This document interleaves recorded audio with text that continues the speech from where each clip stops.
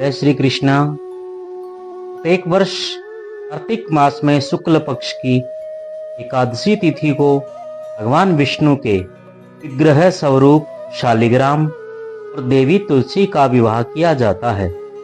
इस दिन को देव उठनी एकादशी, देव उत्थान एकादशी या बोधनी एकादशी के रूप में जाना जाता है। हिंदू धर्म में तुलसी विवाह का विशेष महत्व है। ऐसी मान्यता है, तुलसी विवाह कराने से मां लक्ष्मी और भगवान विष्णु जी का आशीर्वाद प्राप्त होता है। जीवन में दरिद्रता कभी नहीं आती और संपन्नता बनी रहती है। तुलसी विवाह से ही हिंदू धर्म में होने वाले सभी शुभ कर्म कांड प्रारंभ होने लग जाते हैं। देव उठनी एकादशी में जब देवताओं को उठाया जाता है, उसमें सामग्री इस प्रकार होती है: मूली, आंवला, बेर, शकरकंद, सिंघाड़ा, बेर, सीताफल, अमरूद और अन्य ऋतुफल चढ़ाए जाते हैं। मंडप को गन्ने और फूलों की लड़ियों से सजाए विष्णु भगवान शालिग्राम की प्रतिमा, तुलसी का पौधे का श्रृंगार करें। चौकी, धूप, दीपक, वस्त्र, माला, फूल, सुहाग का सामान, सुहाग का प्रतीक लाल चुनरी, साड़ी और हल्दी, यह सब वस्तुएं तुलसी विवाह में लेके आनी होती हैं। बोधनी एकादशी के दिन देवी तुलसी के ऊपर लाल चुनरी ओढ़ाएं। बोधनी एकादशी के दिन देवी तुलसी के ऊपर लाल चुनरी उड़ाएं। भगवान विष्णु को पीले वस्त्र पहनाएं। अगर घर में शालिग्राम है तो उन्हें पीले वस्त्र में लपेटकर तुलसी की जड़ में रखें और एक वस्त्र से दोनों का गठबंधन करवाएं। तुलसी से लेकर पूजा घर तक रास्ता साफ करके उस पर रंगोली सजाएं। तुलसी संग भगवान विष्णु की पूजा करें।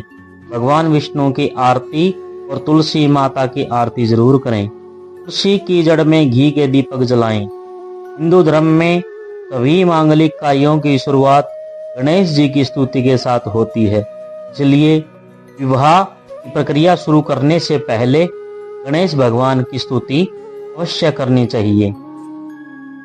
तुलसी विवाह की विधि क्या हो? जिन लोगों को तुलसी विवाह कराना है वह नहा धोकर साफ वस्त्र पहनकर तैयार हो जाएं। जिन लोगों को तुलसी जी का कन्यादान करना है वह व्रत रखें और कथा जरूर सुनें। शुभ मुहूर्त में तुलसी के पौधे को आंगन या घर की छत पर किसी चौकी पर स्थापित करें। एक दूसरी चौकी ले लें, इस पर शालिग्राम को स्थापित करें। चौकी पर अष्टदल बना करके उस पर कलश स्थापित करें। स्वस्तिक बनाएं, उसके ऊपर आम के 5 पत्ते रखें। एक साफ कपड़े में नारियल लपेटकर कलश के ऊपर रख दें। तुलसी के गमले पर गेरू लगाएं। उसके समक्ष घी का दीपक जलाएं। तुलसी के गमले के पास भी रंगोली बनानी चाहिए। तुलसी और शालिग्राम जी पर गंगा जल से छिड़काव करें। ध्यान रखें कि शालिग्राम की चौकी की दाईं तरफ तुलसी का गमला रखें।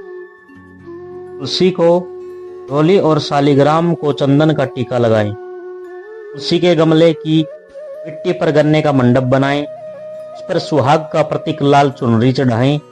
फिर तुलसी के गमले को साड़ी में लपेटकर उन्हें चूड़ी पहनाकर दुल्हन की तरह उनका श्रृंगार करें।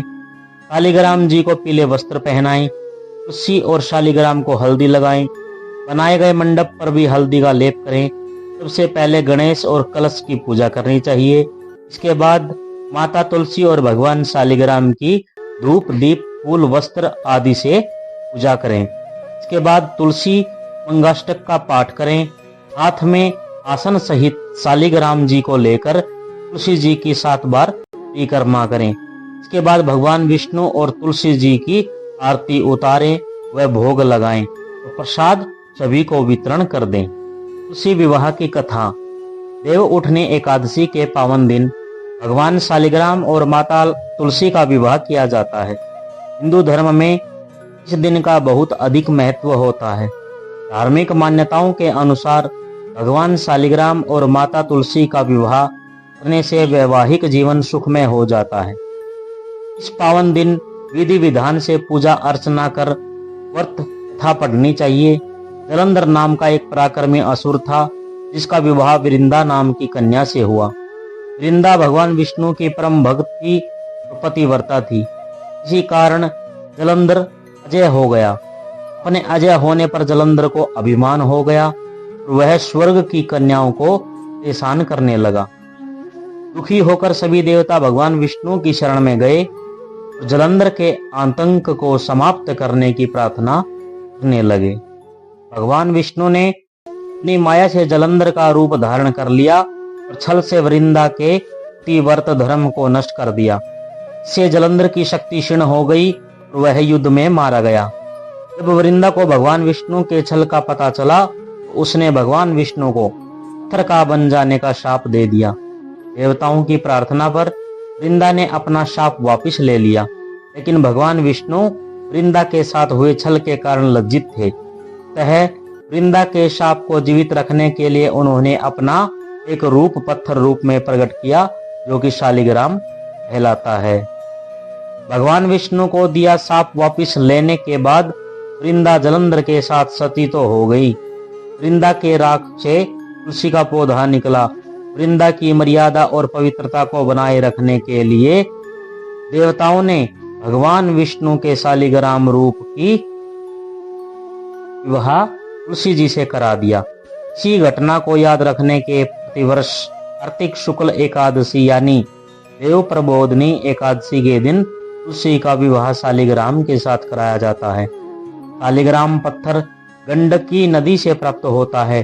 भगवान विष्णु ने वृंदा से कहा कि तुम अगले जन्म में तुलसी के रूप में प्रकट होगी और लक्ष्मी से भी अधिक मेरी प्रिय रहोगी। तुम्हारा स्थान मेरे शीश पर होगा। मैं तुम्हारे बिना भोजन ग्रहण नहीं करूंगा। यही कारण है कि भगवान विष्णु के प्रसाद में तुलसी अवश्य रखा जाता है। बिना तुलसी के अर्पित किया गया प्रसाद भगवान विष्णु स्वीकार नहीं करते हैं। ओम नमो भगवते वासुदेवाय।